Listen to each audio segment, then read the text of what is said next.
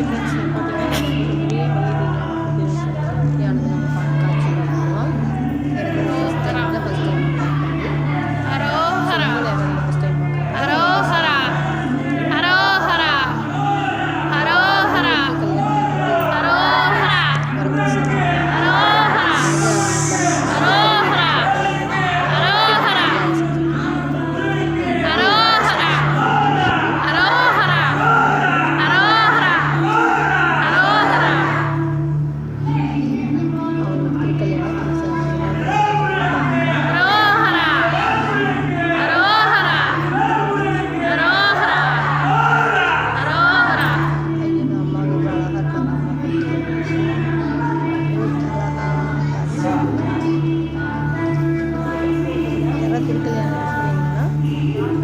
பார்த்துக்கோங்க. இது நிறைய விஷயங்கள் நான் சொல்லியிருக்கேன்.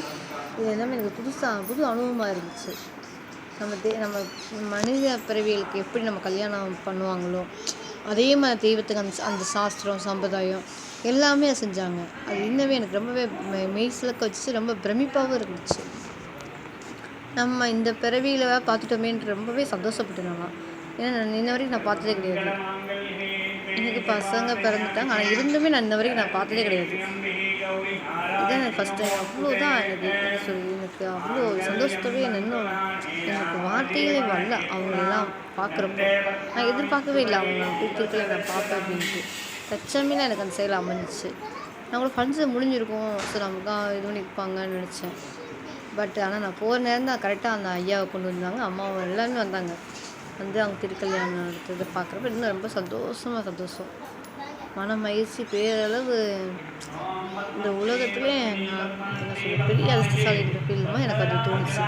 அவங்க திருக்கல்யாணம் நான் பார்க்குறப்ப ஒரு குழந்தை முதல்ல எப்படி ஒரு காட்சி அம்மா பார்த்து எப்படின்னா ஒரு ரியாக்ட் பண்ணணும். ஸோ அந்த மாதிரி அவங்கள பார்க்குறப்ப எனக்கு அவ்வளோ சந்தோஷம் இருந்தது. இப்போ அம்மாவுக்கு திருக்கல்யாணம் பண்ணிட்டுருக்காங்க. ஸோ கல்யாணம் நடந்துகிட்ருக்கு.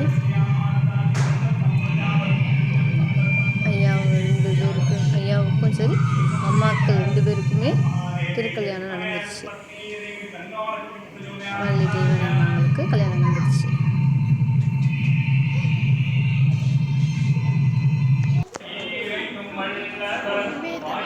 இது வந்து என்ன பண்ணுவோம்னா தேங்காய் உருட்டுவாங்க. கல்யாணம் முடித்து மணமேடையில் மணப்பையன்னு சொல்லிட்டு அவங்க உருட்டுவாங்க. இந்த சாஸ்திரம் நீங்கள் ஆல்ரெடி பார்த்துருப்பீங்க. அது தெய்வத்துக்கு நடக்கிறப்ப இன்னும் அது ரொம்ப சந்தோஷமாக இருந்துச்சு. அந்த தேங்காய் வந்து என்ன சொல்கிறாங்கன்னா, அந்த தேங்காய் வந்து இது வந்து சாமி வேண்டுதல், யாருக்காவது குழந்தை இல்லாதவங்க, நமக்கு ஏதாவது கஷ்டம் இருக்கிறவங்க, ஸோ அவங்க இந்த மாதிரி தேங்காய் வந்து அது பூஜை முடிஞ்சு கடைசியில் போய் வாங்கிக்கோங்கன்னு சொல்கிறாங்க. நம்ம தேங்காய் வந்து நீங்கள் பிரசாதமாக வாங்கி அந்த தேங்காய் எந்த நபருக்கு குழந்தை இல்லையோ அந்த நபர் தான் சாப்பிட்ணுமா. இது வித்தியாசமான ஒரு அனுபவம் இல்லை. இது நீங்கள் கேள்விப்பட்டிருப்பீங்களான்னு தெரியாது. இந்த தேங்காவை அவங்க கொடுப்பாங்க. அவங்களுக்கு அந்த ஃபங்க்ஷன் முடிஞ்சு போகிறவங்க அந்த 2 தம்பதிகள் வருவாங்க. அந்த 2 தம்பதிகள் கொடுப்பாங்க.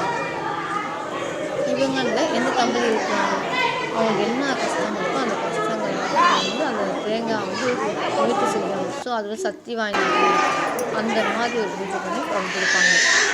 அந்த நபர் மட்டும்தான் சாப்பிடணும், வேறு யாருமே சாப்பிடுவாங்க. அவங்க அடுத்த வருஷத்துலேயே அவங்களுக்கு என்ன கஷ்டம் நிறைய பேர் அதை வந்து கொடுக்குறாங்க. நிறைய சஷ்டி விரதமாக இருக்காங்க. ஒரு வாரம் விரதம் குழந்தைங்க நிறைய பேர் இருக்காங்க. சக்தி வாய்ந்த ஒரு பொருள்னே சொல்லுவாங்க. தேங்காய் ரெடி பண்ணிக்கிறாங்க. ஆனால் எனக்கு ஃபஸ்ட் டைம் புரியலை. அந்த வேலை வச்சு அவரோட சக்தி அதில் அந்த தேங்காயில் வச்சுருக்காங்க. அவரோட சக்திக்கெலாம் தேங்காய் இருக்கும் அப்படின்றதுக்காக அதை வச்சு அவங்க கொடுக்குறாங்க. அடுத்த வருஷம் அவங்க வருவாங்க. கண்டிப்பாக அவங்களுக்கு என்ன குறையோ அந்த குறை நிகழ்ச்சி. இது வந்து பார்த்தீங்கன்னா நம்ம வந்து பூ போட்டு விளாடுவாங்க இல்லையா, அந்த மாதிரி பூ போட்டுருவாங்க. பூ வந்து எரிஞ்சுங்கிறாங்க. சந்தோஷம் ரொம்பவே சின்ன குழந்தையாக இருந்தாலுமே சின்ன குழந்தை தன்மையாக இருந்தாலுமே அவ்வளோதான் ஆதி அந்த மாதிரி இருந்துச்சு. பார்த்தீங்கன்னா ஒவ்வொருத்தர் மேலே பூ போட்டாங்க. என் மேலே பூ விழுமான்னு நான் நினச்சிட்டு இருந்தேன். ஏன்னா அந்த பூ சாமியோட பூ வந்து எல்லாம் மேலேயும் பார்க்குறப்ப அது இன்னுமே ரொம்பவே சந்தோஷமாக இருந்துச்சு. அதை கேட்ச் பண்ணி அது கரெக்டாக அவங்க யார் தெரியும். அவ்வளோ எக்ஸைட்டிங்காக இருந்தாங்க.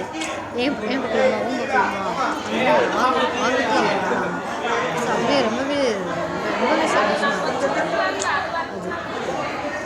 கடைசி அந்த பூ போட்டு கடைசியில் எப்பயும் ஒரு வழியாக எனக்கு கைக்கு அந்த பூ கிடச்சிச்சு.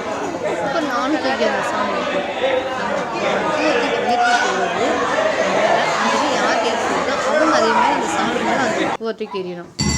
இது ஒரு வித்தியாசமாக பண்ணாங்க.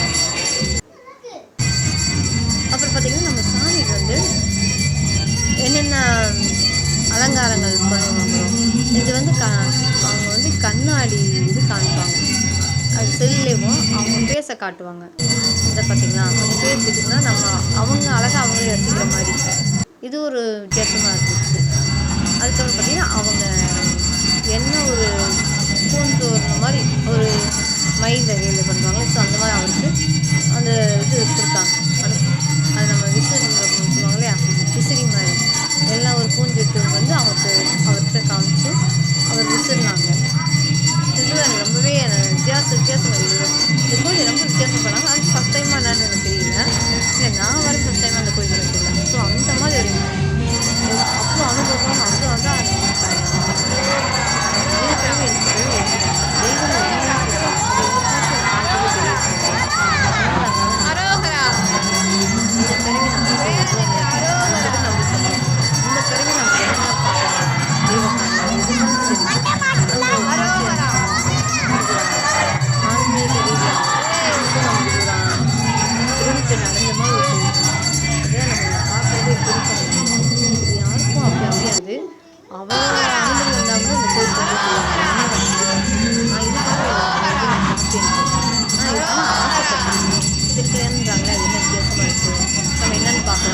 நம்ம ஸ்கூல் லைஃப்பில் பார்க்கலாம்.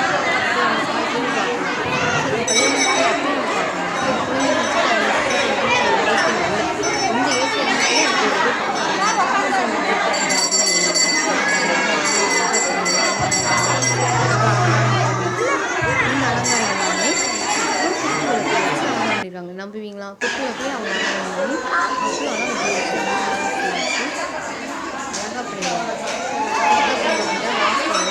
பந்தி கல்யாணம் பந்திக்கு சாப்பாடு போடுவோம்ல. ஸோ அங்கே சாம்பார், அப்பளம், நமக்கு கூட்டு, முட்டைக்கோஸ் கூட்டு, ஒரு வடை